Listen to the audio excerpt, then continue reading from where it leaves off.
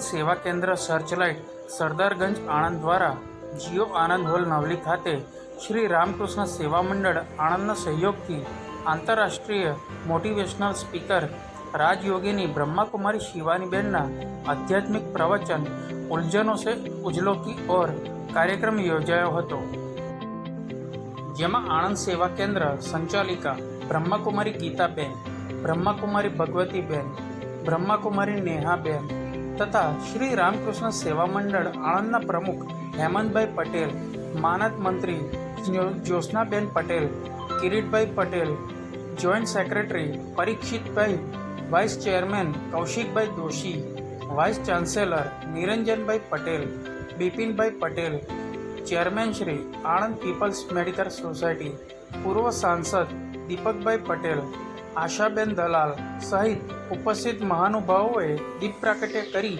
કાર્યક્રમને ખુલ્લો મૂક્યો હતો. પ્રમુખ વક્તા બ્રહ્માકુમારી શિવાનીબેને જણાવ્યું હતું કે સમગ્ર સંસાર આજે અજંપામાં જીવી રહ્યો છે, અશાંતિ અને મૂંઝવણમાં ગરકાવ થઈ રહ્યો છે. ચારે તરફ તણાવ, ચિંતા અને સમસ્યાથી ભરપૂર વાતાવરણ જોવા મળે છે. જીવનમાં ડગલે ને પગલે ઉલઝનો તો આવતી જ રહેવાની છે. સમગ્ર સમાજમાં વાવાઝોડા તો આવતા જ રહેશે, પરંતુ તેની સામે આપણે ટકવું ખૂબ જ મહત્ત્વનું છે, જે માટે ઈશ્વરીય સાધના ખૂબ જ જરૂરી છે.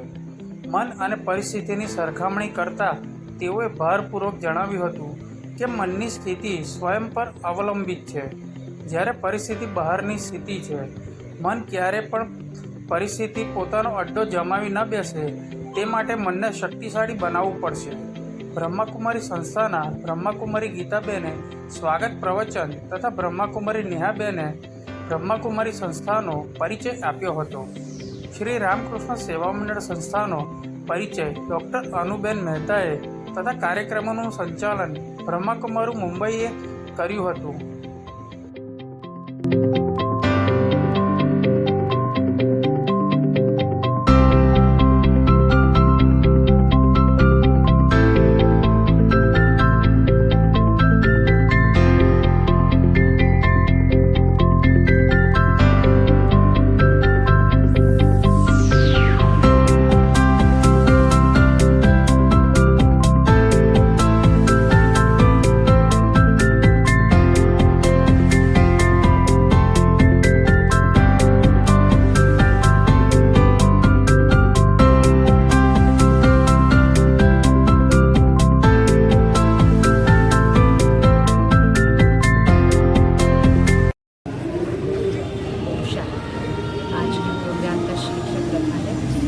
उलझन से उजालों की ओर।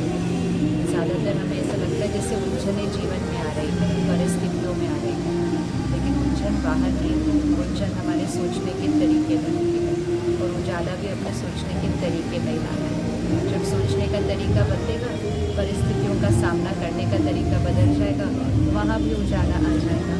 इसीलिए आज के प्रोग्राम में मेडिटेशन कैसे करते हैं और उसका महत्व, उसी से आत्मा की शक्ति बढ़ती है, हमारे को सही सोचने का तरीका आता है और हर परिस्थिति का सरलता से सामना करने का तरीका आ जाता है। वही आज का प्रोग्राम है।